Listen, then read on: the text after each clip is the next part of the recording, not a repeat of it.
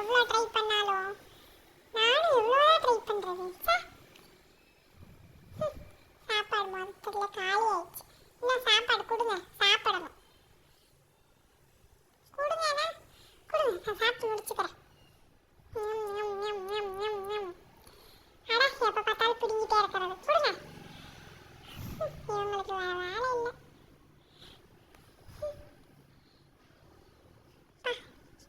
கையிலையாச்சும் கொடுக்கணும்னு தோணுச்சு, அந்த குட்டி டப்பால போடாம.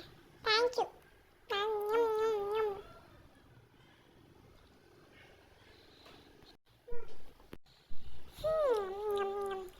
வயிறு ஃபுல்லாயிடுச்சு. இப்போ போய் தூங்க